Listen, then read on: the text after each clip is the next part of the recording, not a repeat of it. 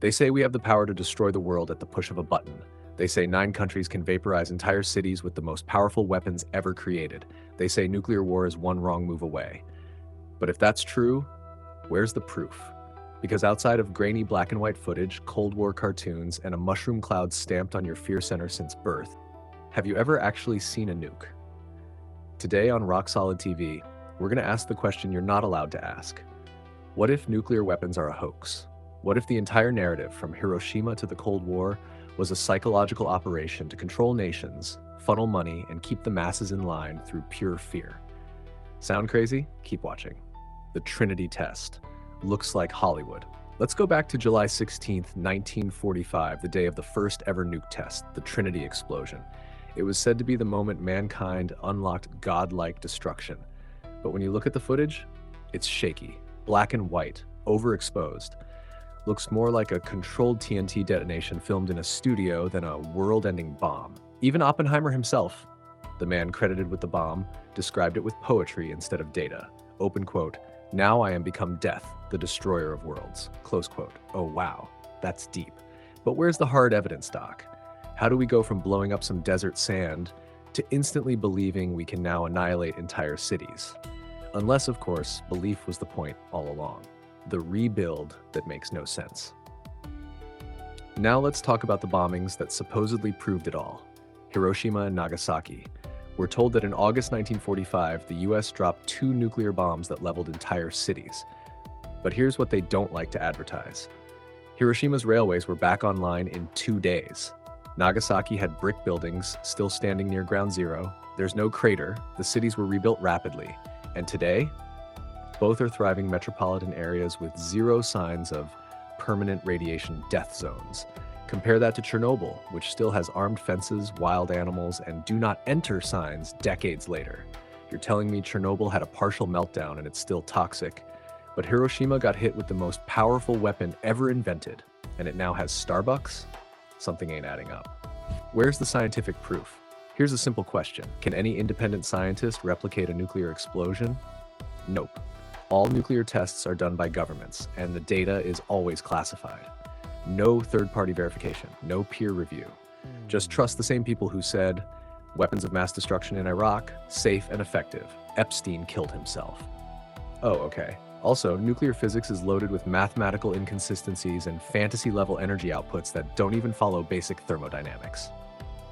And yet we're supposed to believe in chain reactions that never stop, implosion triggers that never fail, and all of it packed neatly into a bomb that can fit on a plane. It's basically magic, but with a defense budget. Fake footage, stock explosions, and test sites. Let's talk video. Much of the footage we've seen of nuclear detonations comes from obvious models, miniatures, composited layers, blatantly fake shockwaves, and the classic zooming mushroom cloud, always from far, far away. There's no up-close evidence, no bystanders, no sound. It's like a 1950s disaster movie on loop. Also, why were so many tests done on remote islands or underwater? Because that way, no one could independently verify what happened. Even worse, footage of same-sized explosions are constantly recycled across different countries and timelines, sometimes just tinted different colors. They tell us North Korea tested nukes, but there's no footage, only seismic readings we have to take their word for. Convenient, huh? The Cold War was theater. If nukes were real, and that devastating, the Cold War should have ended in flames. Instead, it was a giant theater production, with 2 superpowers waving their big bombs at each other while pouring trillions into defense. But guess what? No nuke was ever used in combat again, no nuclear war ever started, and every close call was just another chapter in the script. They built bunkers, drilled school children, and ran ads about hiding under desks, all to keep people afraid and obedient. Fear of instant death, fear of total war, fear of something no one had ever actually seen, but everyone believed in. Sound familiar? The bomb is a religion. Nuclear weapons aren't science. They're sacred icons in the religion of the modern state. You're not allowed to question them. If you do, you're labeled a denier, a conspiracy theorist, or worse, someone who doesn't understand science. Sound familiar? Just like climate change, just like the jab, just like evolution. They build these invisible threats that you can never test, never verify, and never challenge. But you still have to pay for them. Obey because of them. Surrender your freedom in fear of them. That's not defense. That's doomsday dogma. Who benefits from the lie? Let's follow the money. Who profits from the belief in nukes? Military-industrial complex, global defense contractors, media networks feeding fear, government agencies demanding more control, and globalist bodies that use non-proliferation as an excuse to monitor every nation on Earth. The fear of nukes justifies endless surveillance, foreign aid, and globalist treaties. It also gives smaller nations fake power. Oh, we can't touch them. They've got nukes. But do they? Or are we just watching more geopolitical stagecraft? Why this matters right now. So why bring this up? Because the nuclear threat is being dusted off again. They're telling us Russia might go nuclear, Iran is close, North Korea is testing, and AI could accidentally launch Armageddon.